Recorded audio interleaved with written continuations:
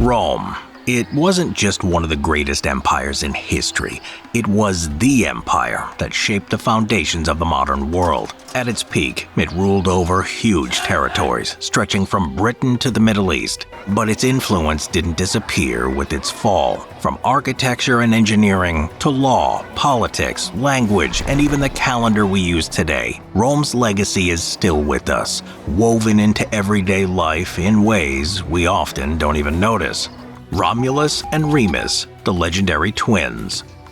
When most people think of Rome's founding, the story of Romulus and Remus comes to mind. It's a tale full of drama. Twins, gods, betrayal, and even a she-wolf. According to legend, Rome was founded on April 21st, 753 BCE. Romulus and Remus were said to be descendants of Aeneas, the Trojan hero who fled the burning city of Troy and eventually settled in Italy. Their grandfather, King Numitor of Alba Longa, was overthrown by his brother Amulius. To prevent any heirs, Amulius forced Numitor's daughter, Rhea Silvia, to become a Vestal Virgin, meaning she was sworn to chastity.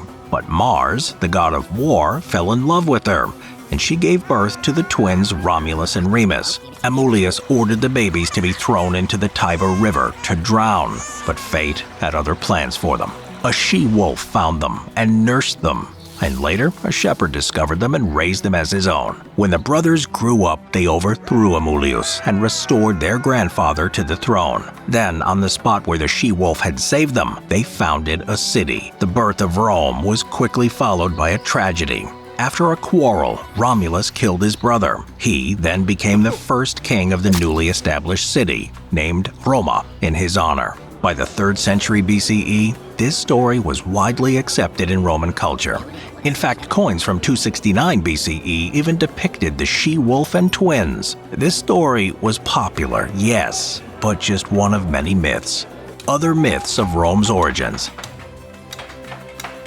Ancient sources tell at least 60 different stories about how Rome was founded. For instance, one legend credits a woman named Rome who fled Troy with Aeneas. She decided the site of Rome was the perfect place to settle, and to make sure no one left, she burned the ships. Another story connects Rome to the Greek hero Odysseus, claiming that Rome was founded by Remus, the son of Odysseus and the sorceress Circe, who lived on a small island off the coast of Italy. Of course, these myths aren't historically accurate, but that doesn't make them worthless. They reveal how Romans saw themselves as a people open to outsiders and diverse influences. Unlike the Greeks, who often emphasized continuity of origin, Romans had a very different view. Take the Athenians, for example. They believed their ancestors literally emerged from the soil itself. The Romans, on the other hand, saw their city as a welcoming place where everyone, even criminals, could become part of the community.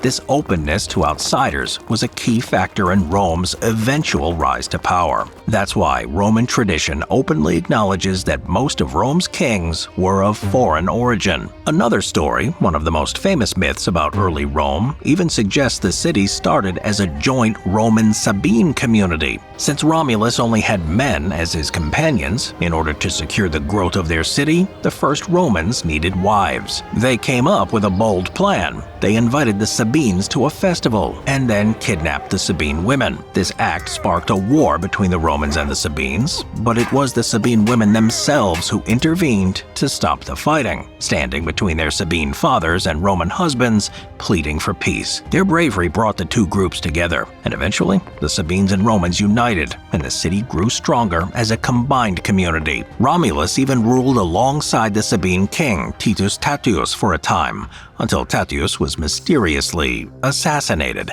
What does archaeology tell us? Legends might make Rome's founding sound like a sudden event, but archaeology paints a different picture. The birth of Rome was a slow process, spanning centuries. The earliest signs of settlement near the Forum date back to around 1000 BCE, mainly cremation graves. Small villages later appeared on the Palatine Hill, one of Rome's famous 7 hills, where huts and fortifications have been dated to the mid-8th century BCE. This roughly matches the traditional founding date of 753 BCE. and Romans even preserved a hut on the Palatine they claimed to belong to Romulus himself, a tourist attraction of its time. Despite this, though, it's important to note that the dating of this find is uncertain and that Rome could be even older. Over time, scattered settlements on the hills merged into a single town. Rome's location on the Tiber, close to key trade routes like the Via Salaria and the ancient Salt Road, helped it grow. By the 7th century BCE, signs of urbanization were clear. Planned streets, monumental buildings, and public spaces like the Senate's meeting place, the Curia Hostilia, and the Comitium, where elections were held during the years of the Republic. By the 6th century BCE, Rome was truly a city, ready to compete with other city-states in the region. The 7 Kings of Rome, Myth and Reality. Roman tradition credits much of Rome's early development to the legendary 7 kings. The first, Romulus, was said to have created the Senate and divided Roman society into patricians and plebeians, the privileged class and the common people. His successor, Numa Pompilius, was remembered as the founder of Roman religion. He also created the Roman calendar, which forms the basis of the calendar we still use today. Tullus Hostilius expanded Roman territory through conquest, while Ancus Marcius founded the city's port, Ostia, opening Rome to trade and the sea. The last 3 kings, Tarquinius Priscus, Tarquin the Elder, Servius Tullius, and Tarquinius Superbus, Tarquin the Arrogant, were of Etruscan origin, and tradition credits them with the construction of numerous important buildings in early Rome. However, historians believe these 7 kings, especially the first 4, were not historical figures, but archetypes representing different stages in Rome's growth. It's unlikely that only 7 kings ruled over 250 years. Instead, these figures helped Romans explain their city's institutions and history. The names often have symbolic meanings. For example, Numa relates to Numen, a divine spirit, fitting for a king remembered for religious reforms. The last 3 kings are closer to reality. Archaeology confirms some achievements, like the building of the Temple of Jupiter Optimus Maximus in the 6th century BCE. This still doesn't mean that all legends about these kings are accurate. The tradition claims it was Servius Tullius who organized the first census and divided citizens into 5 classes based on wealth. These classes were divided into centuries, units that made the army more loyal to the state than to local elites, since soldiers came from across Rome. This division had political consequences too. The first class had 80 out of 193 centuries, meaning that the richest had the most influence in the new assembly, named the Centuriate Assembly, in which each century had 1 vote. Historians nowadays think these reforms weren't done by one person. They were built up over time, but Romans like to say they were older to give them more importance. Did the Etruscans conquer Rome?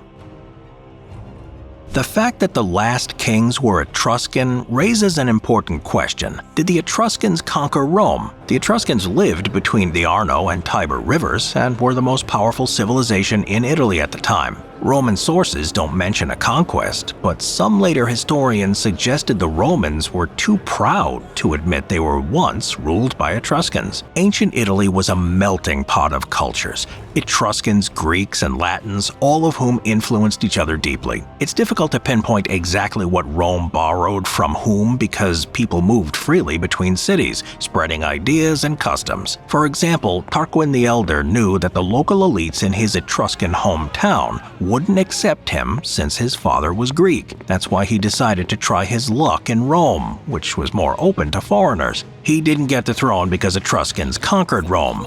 It was quite the opposite. Etruscan influence, already present in Rome, gave him this opportunity.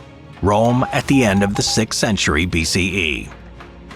By the end of the 6th century BCE, Rome had transformed from a cluster of villages into a unified city-state. With roughly 35,000 inhabitants, it was the largest town in Latium and could rival many Etruscan cities. Still, Rome wasn't yet as powerful as the major Greek colonies in Italy. Although the foundations for future dominance were laid during the reigns of the kings, the city's real rise to power would come later, under a new political system, the Roman Republic. Hey everyone, this is the first episode of a 12-episode series on the rise and fall of the Roman Empire we're planning to make.